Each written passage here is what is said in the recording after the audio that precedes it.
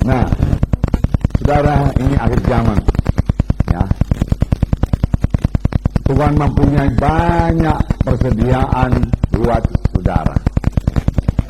Tuhan mempunyai banyak berkat buat saudara. Karena Tuhan harus mengerjakan sesuatu yang besar pada akhir zaman. Tuhan harus membangunkan gerejanya pada akhir zaman. Tidak begini-begini saja pengantin Kristus. Pengantin Kristus yang akan diangkat Tuhan adalah gereja yang berkuasa, gereja yang berkembang dengan cepat, gereja yang suci, gereja yang keberkatan, gereja yang menang, gereja yang tidak sama dengan dunia ini. Itu yang akan diangkat oleh Tuhan untuk bertemu dengan Tuhan di awang-awang. Itu yang akan jadi pengantin Yesus. Jadi, saudaraku, harus ada banyak perubahan. Harus banyak penginjilan. Harus banyak pemuritan. Harus banyak jiwa-jiwa. Tidaklah begini kecil aja tubuh Kristus. Ditambah dengan gereja-gereja lain pun rasanya masih kurang besar juga. Amin, saudara. Nah, saudara, oleh sebab itu, saudara harus berani.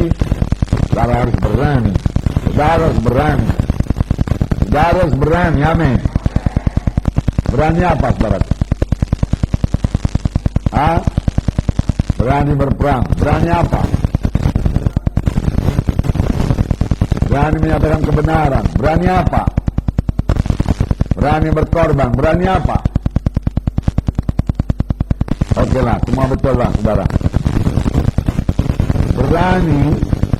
Berani mempercayai Tuhan buat perkara-perkara yang besar.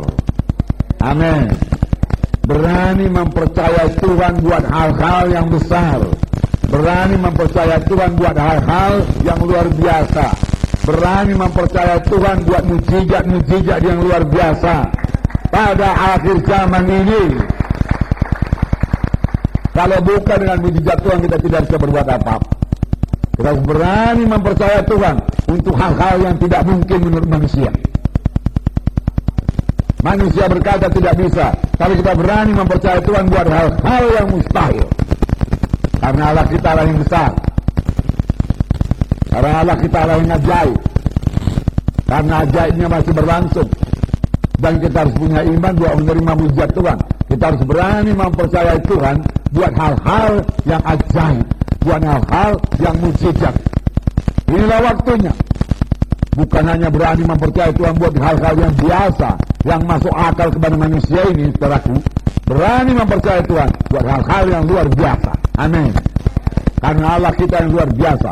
Saudara menyanyi, Allahku luar biasa, Allahku luar biasa, Allahku luar biasa. Katakan Yesus terbesar, ya ajaib, ya mujizat. Saudara berani mempercayai mujizat Tuhan. Amin. Untuk mengerjakan pekerjaan Tuhan, untuk membangun sidang Tuhan.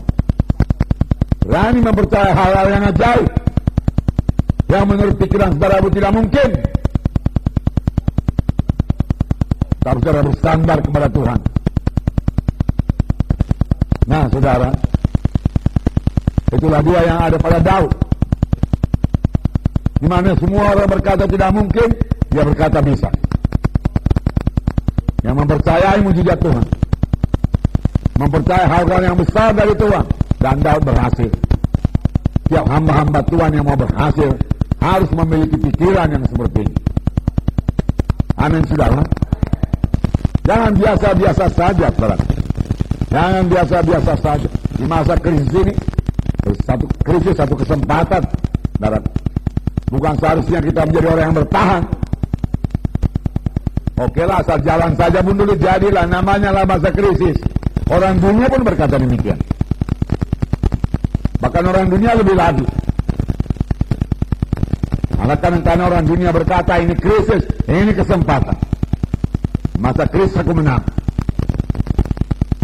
Adalah sangat disayangkan kalau ada anak-anak Tuhan sampai berkata ini masa krisis, penginjilan dihentikan, kegiatan dikurangi. Saudaraku, penginjilan dikurangi, pembangunan dikurangi, dan lain sebagainya. Pekerjaan Tuhan dikurangi dan lain sebagainya. Tidak. Tuhan punya strategi pada masa krisis. Amin. Tuhan membuka jalan kalau kita punya iman. Sangat disayangkan kalau ada anak-anak Tuhan, apalagi hamba Tuhan, menjadi bingung pada saat ini, menjadi kekurangan pada saat ini. Tidak bisa kekurangan. Saya katakan pada saudara, tidak bisa. Ada masa krisis. Di saat itu kita keberkatan. Saudaraku, pada bangsa Israel berkali-kali terjadi zaman krisis. Tapi kemudian mereka mempercayai mujizat Tuhan. Pada zaman Elia terjadi krisis, kelaparan. Tetapi pada waktu itu mujizat Tuhan berlaku pada Elia.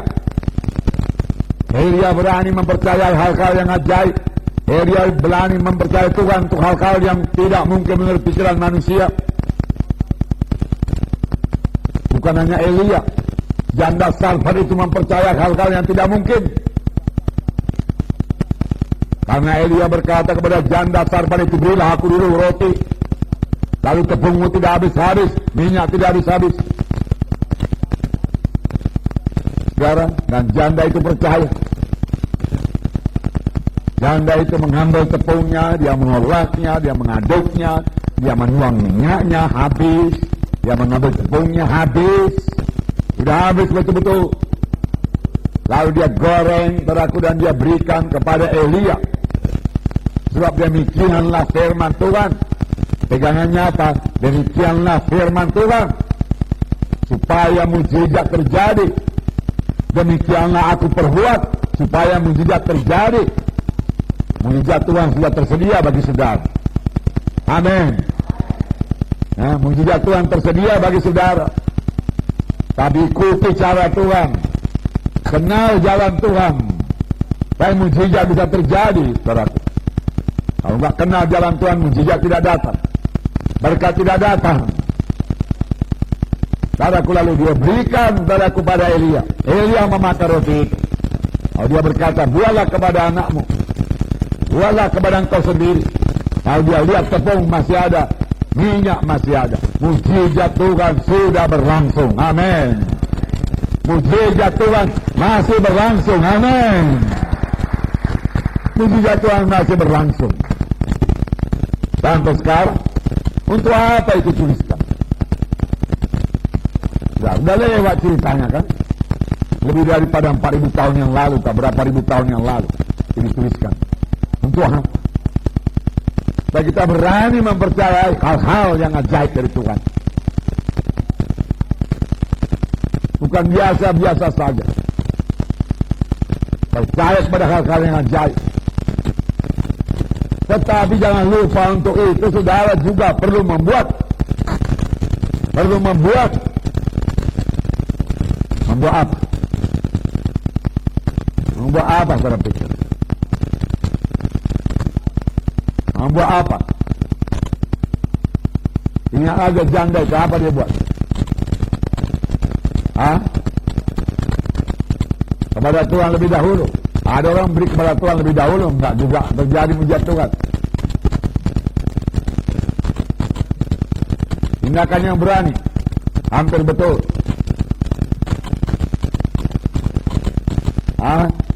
Dengarkan, dengarkan baik-baik. Saudara perlu membuat terobosan iman. Terobosan iman, gak biasa-biasa saja. Kan luar biasa itu perbuatan janda itu.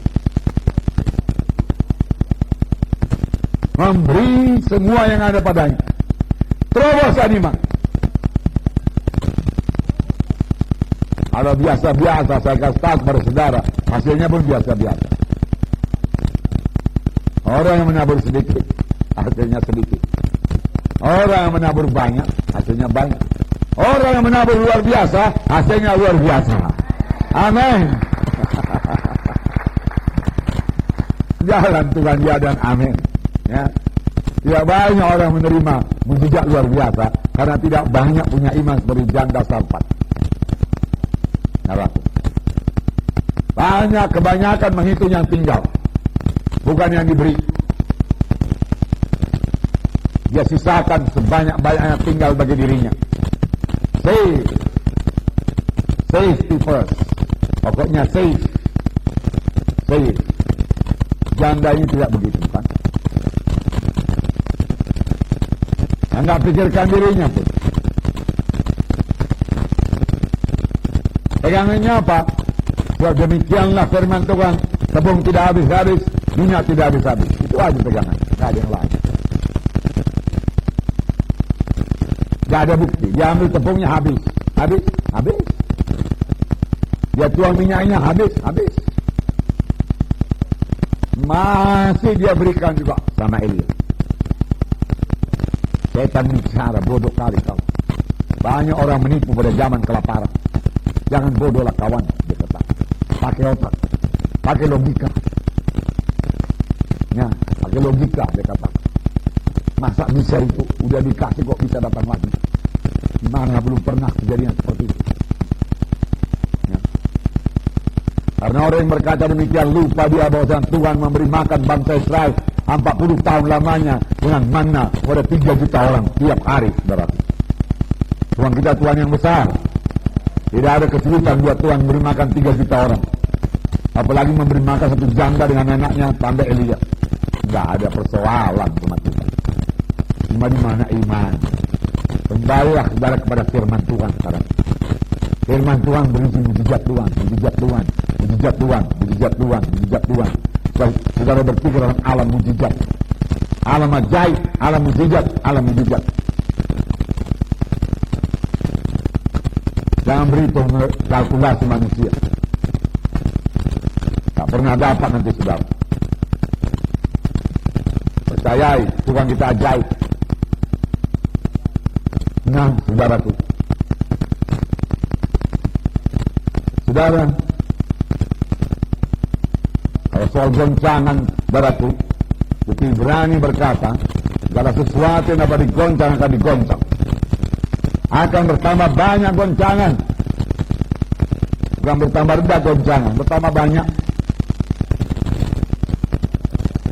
Karena merasa sekarang sudah sangat hebat goncangan, bukan bertambah rendah dia, saya kasih tahu kepada saudara. Bertambah banyak goncangan. Ini belum apa-apa, saudara. Kalau sekarang saudara sudah nggak tahan, saudaraku, ya, saudara akan jatuh. Sekarang ini tambah bersemangat. Amin. Sekarang ini tambah menyerang. Ya, sekarang ini membuka gereja baru. Amin. Ya, itu baru bisa bertahan. Baru menyerang.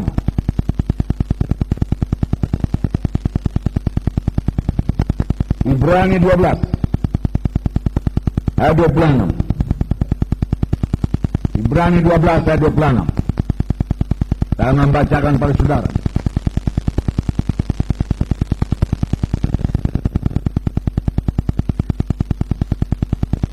Ayat 26. Waktu itu suaranya menggoncangkan bumi. Tetapi sekarang ia memberikan janji, satu kali lagi aku akan menggoncangkan bukan hanya bumi saja, melainkan langit juga. Ungkapan satu kali lagi menunjuk kepada perubahan pada apa yang dapat digoncangkan. Karena ia dijadikan supaya tinggal tetap apa yang tidak tergoncangkan. Supaya tinggal tetap apa yang tidak tergoncangkan. Apa yang tidak goncang, saudaraku sekarang ini? Firman Tuhan, gereja pun digoncang. Baca aja di koran. Ini semua digoncangkan Tuhan supaya tinggal nanti yang tidak bisa digoncangkan. Untuk saringan Saudara. Jadi ini merupakan kesempatan. Katakan kepada saudara, ini merupakan kesempatan. Orang yang sudah digoncang itu perlu pegangan. Saudara, orang yang digoncang dukun santet itu perlu pegangan. Ketakutan dia itu, ketakutan. Saudara, cerita firman Tuhan kepadanya dalam urapan Roh Kudus, saudara. Roh Kudus juga bekerja membawa dia kepada keselamatan. Tapi jangan lupa urapan Roh Kudusnya. Jangan lupa urapan Roh Kudusnya. Amin. Dari mana saudara urapan Roh Kudus? Persekutuan. Dari persekutuan. Dari persekutuan dengan Tuhan yang intim. Tanpa persekutuan yang intim dengan Tuhan, tidak ada urapan.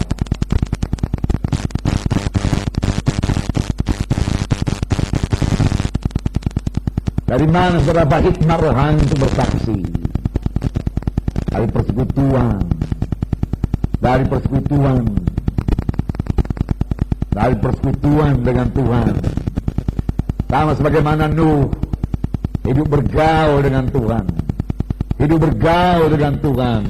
Hidup bergaul dengan Tuhan. Dan Nuh berbuat perkara yang besar. Dan Nuh bisa dipercayakan Tuhan.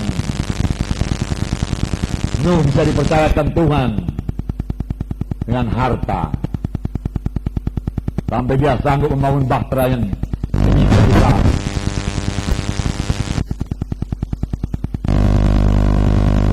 Tentunya banyak dananya itu ya. Banyak ya. Banyak apa enggak? 100 tahun keluar dana terus menerus. Berapa perlu? Beli kayu, beli ini. Perlu bikin ini, beli. Luar biasa kan?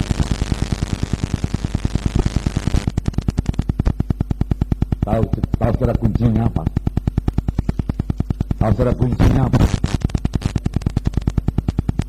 Karena Tuhan bisa mempercayai Nuh.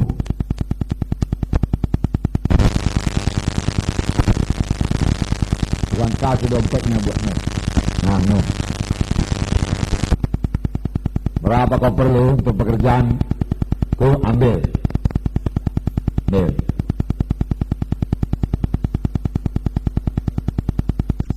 Karena Nuh memakainya betul-betul seturut dengan kehendak Tuhan.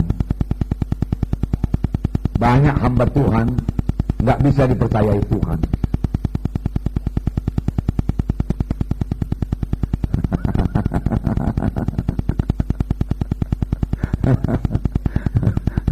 Sanksi Tuhan, aku.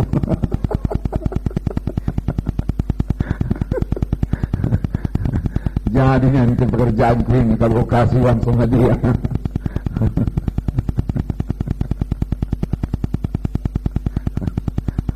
Makanya Tuhan tunggu matang dulu, benar-benar bisa dipercaya dulu.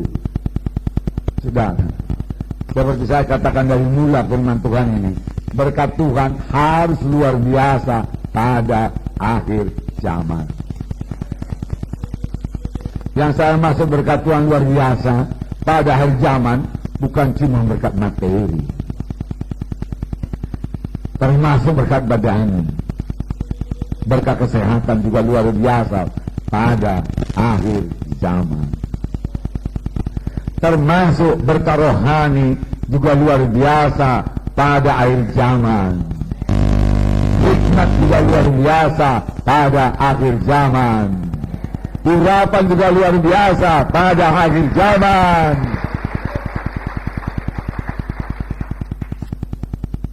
Tapi apakah Tuhan bisa mempercayai itu? Tuhan ngerti bahwasanya Tuhan mau memberkati. Kita membatasi kuasa Tuhan. Kita yang membatasi kuasa Tuhan yang tidak terbatas. Selamanya kuasa Tuhan tidak terbatas. Kita yang membatasi.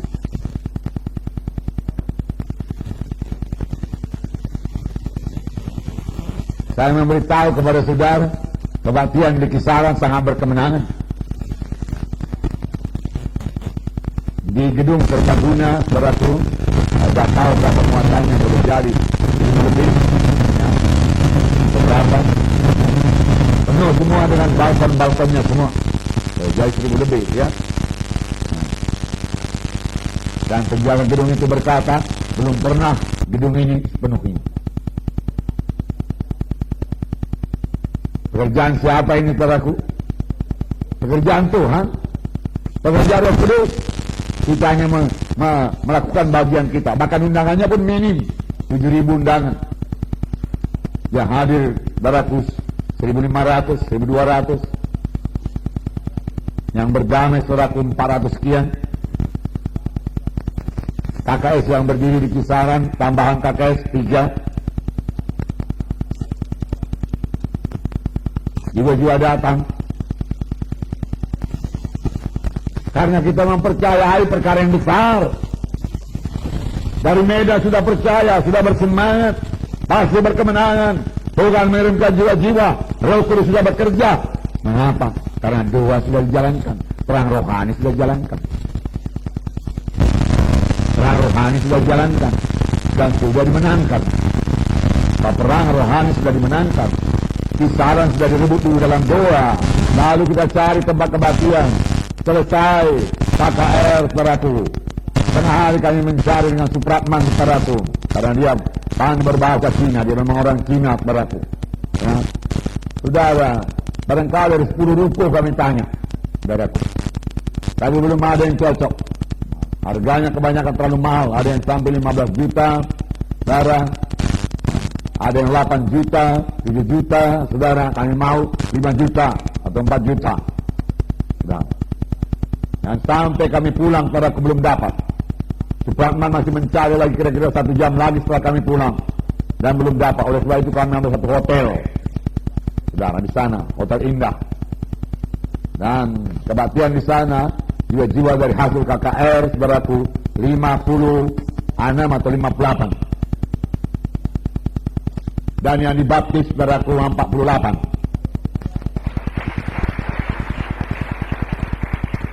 Dan di Rantau Perapat segera berdiri, sudah berdiri, saudaraku, di kotanya 10 KKS baru. Bisa cepat kan, saudara? Bisa ya, cepat ya. Nah, di dalam tempo, saudaraku, 2-3 hari saja.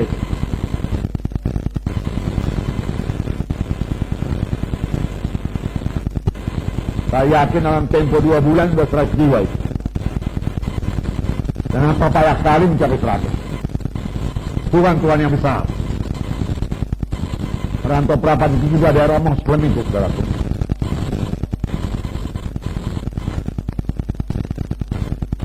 Saya kepingin karena gereja besar. 500, 600, 1000. Amin, saudara. Itu iman saya, saudaraku.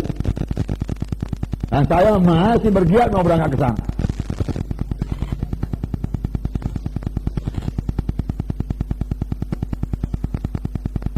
Kisaran, saudaraku, hanya tambah 3 KKS. Padahal lebih banyak juga berdamai di Kisaran. Harusnya di Kisaran juga diadakan baptisan. Kurang cepat. Kurang menangkap maksud Tuhan. Ini akhir zaman, saudaraku. Nggak bisa mengerjakan Tuhan, pekerjaan Tuhan biasa. Minggu ke minggu biasa. Minggu ke minggu biasa. Dari ketinggalan, nanti ketinggalan. Jangan berpuas dengan jiwa, saudaraku. Saudara yang saudara di desa, saudaraku. Di desa pun, saudaraku, minimum maunya 100 lah, saudaraku. Kalau ibu katakan kecamatan, saudaraku, lebih 100, saudaraku. Kalau ibu kota, kabupaten, saudaraku, ya tentunya, saudaraku, di atas 300 lah, saudaraku. Nah, Kalau tempatnya nggak muat, saudaraku, 3 kali kebaktian, 4 kali kebaktian, 3 kali, 4 kali. Apalagi saudara masih mudanya, 3 kali kebaktian masih bisa dilayani. Amin. Saya sendiri kadang-kadang sampai sekarang biasa 3 kali kebaktian. Pagi 2 kali kebaktian, sore masih ada kebaktian. Dan saudara tahu kalau saya kebaktian lama. Amin, saudara. Nah, apalagi saudara masih muda, jangan tahu kehabisan suara. Saya sudah 30 tahun lebih berteriak, saudaraku. Suara saya nggak habis juga, loh. Atau saudara lihat tambah habis. Nah, cuma kalau pulang ke KR agak serak sedikit. Nanti 2-3 hari dia kembali lagi. Amin. Apalagi saudara masih muda.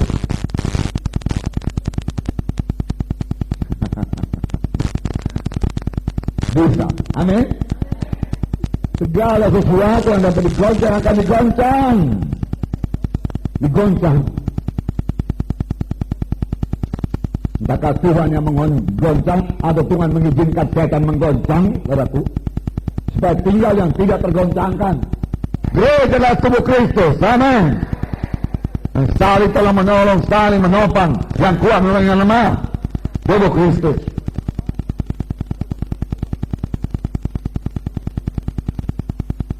Nah, saudara sudah dapat firman Tuhan mengenai tubuh Kristus? Sudah? Bulannya lewat? Bukan. Ada bulannya lewat. Supaya jangan pindah-pindah gereja. Ya? Hah? Gereja lokal. Misteri Tuhan. Rahasia Tuhan. Ya? Tujuan kekal dari Allah yang kekal. Yaitu tubuh Kristus. Sudah ya? Nah itu untuk gereja.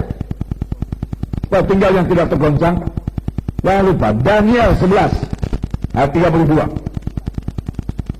Di sini dikatakan umat yang mengenal Tuhannya akan kuat. B 32b.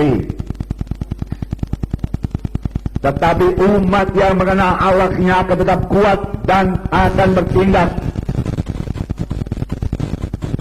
Tetapi umat yang mengenal Tuhannya akan tetap kuat dan akan bertindak. Benarnya firman Tuhan ini berkata, umat yang mengenal Tuhannya akan tetap kuat dan mengadakan ledakan dan mengadakan kejutan. Ledakan, kejutan. Amin. Ini dia bagian saudara. Mengadakan kejutan, mengadakan ledakan.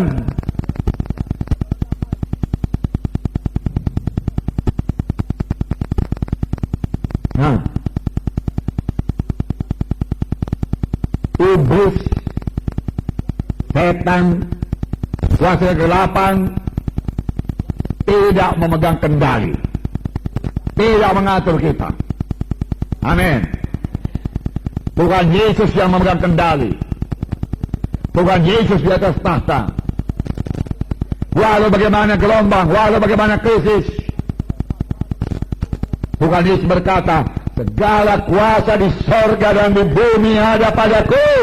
Amin. Tuhan Yesus, firman Tuhan tidak berkata, segala kuasa di sorga dan di bumi ada pada iblis.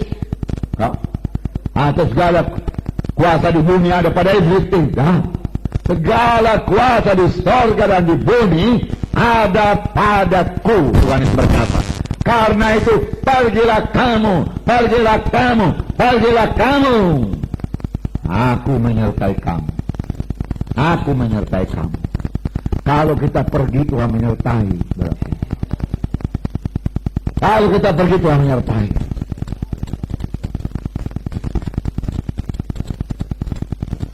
Pergilah kamu. Aku menyertai sampai kesudahan Allah. Bergerak, bergerak.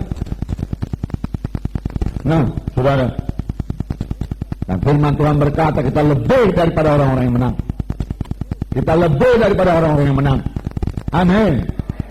Itu bangunlah, saudara. Bangunkan iman saudara. Kalau suara Goliatnya, saudaraku. 1 Samuel tadi ya.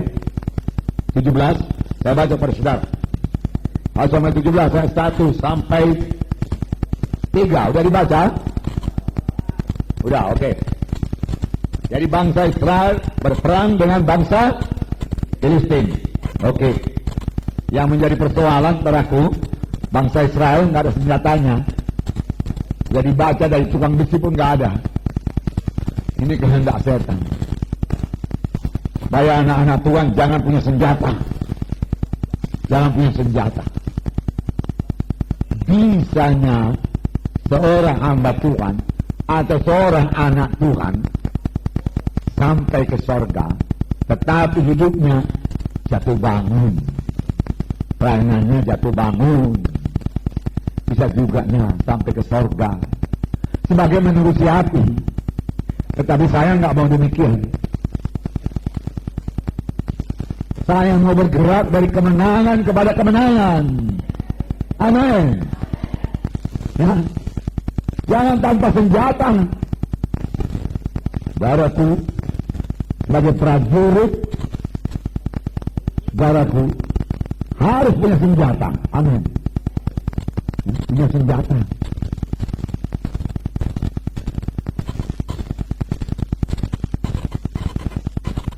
Jangan tidak punya senjata. Tapi saya mau mengatakan kepada saudara, dahulu firman Tuhan sudah diberikan mengenai hidup seorang prajurit.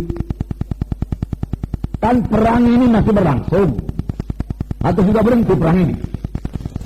Masih berlangsung. Saya bukan cuma berperang dengan berapa. Hari ini pun saya masih berperang. Karena setan masih menyerang. Firman Tuhan berkata, setan, iblis, seterumu itu sebagai singa yang mau-mau mencari siapa yang dapat ditelannya. Termasuk kita ini hamba-hamba Tuhan, target-target setan ini. Digoda setan, itu setan, kan dia penipu. Digodanya, dan jatuh kepada dosa. Digodanya, supaya ini yang paling banyak, dengarkan baik-baik. Digodanya, supaya kita hidup dalam kehendak daging. Digodanya supaya kita berpikir menurut cara berpikir manusia. Digodanya kita, diajaknya kita supaya kita hidup sama seperti orang dunia, berpikir seperti orang dunia, berjalan seperti orang dunia, bertindak seperti orang dunia, tanpa senjata. Kalau demikian, mengapa? Karena prajurit perlu disiplin. Prajurit perlu disiplin. Sedikit saya dengar tadi apa yang kau katakan.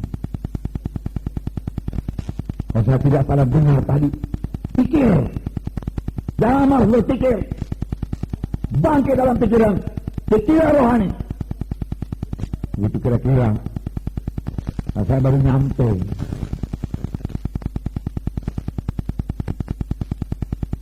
Saudaraku, pikir, jangan melantur dia ke dunia, melayang dia ke dunia.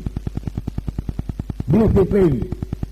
Prajurit yang nggak disiplin nggak bisa dipakai. Karena dunia pun nggak bisa dipakai. Bukankah Rasul Paulus menggambarkan anak Tuhan sebagai seorang prajurit, olahragawan, petani? Ya. Apalagi hamba Tuhan, pelayan Tuhan. Saudara harus memiliki hidup yang berdisiplin. Tanpa disiplin, karena nggak memiliki senjata rohani. Walau sudah tahu, pedang roh. Saudara, Daud mengalahkan Goliat bukan dengan pedang wajah, bukan dengan pedang besi, dengan pedang roh. Ya kan? Pedang roh, yaitu firman Tuhan. Dia ucapkan, tajam ucapannya. Murati ucapannya. menusuk ucapannya. Bangun orang. Nangis orang, nangis. Kisaran orang nangis, Rantau Praba orang nangis. Maju ke depan. Amin. Ya. Sadar dia akan dosa. Karena firman Tuhan sebagai pedang roh, yang nurati itu senjata. Jangan maju perang tanpa senjata. Jangan maju perang dengan senjata pedang yang tumpul, tombak yang tumpul. Karena bangsa Israel harus mengasah pedangnya padaku, mengasah padaku parangnya, bajaknya semua pada orang Filistin. Bayar pula entah berapa sikal katanya. Saya lupa. Baru sudah baca tadi kan? Gak punya senjata bagaimana menang?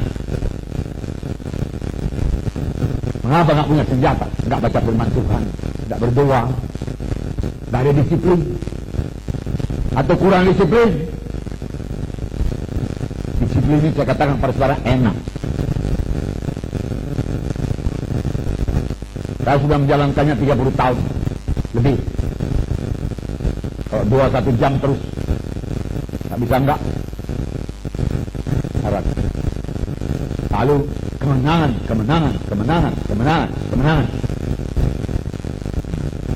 Enggak jatuh bangun. Jatuh bangun pun bisa ke surga, saya katakan tadi. Ya, enggak ada apa-apa. Syukur-syukur kalau tercampaknya waktu bangun. Surga.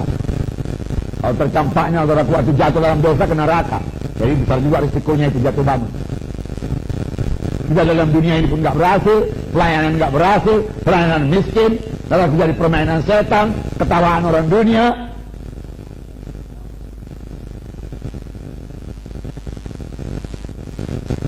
Kita ingin perang dunia, saudara, amin. Ya, kita yang mempengaruhi dunia. Kita yang berkuasa atas dunia. Kita yang mengalahkan dunia.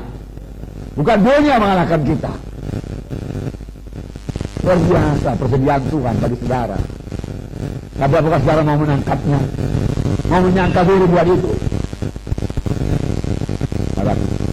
Setan tidak datang mencekik saudara. Enggak berani dia. Ada darah Yesus dalam saudara, ada Roh Kudus dalam saudara. Enggak berani dia mencekik saudara. Enggak berani. Dukun santet pun enggak berani sama saudara. Ya. Kalau saya takut dukun santet.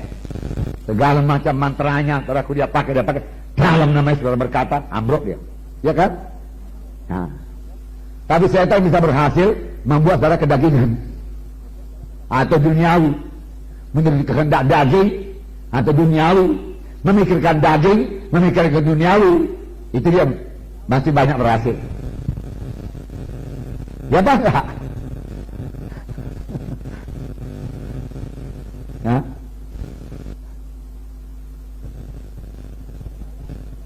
Nggak mempercayai kuasa Tuhan, nggak mempercayai mujizat Tuhan. Dia bisa serang dari situ.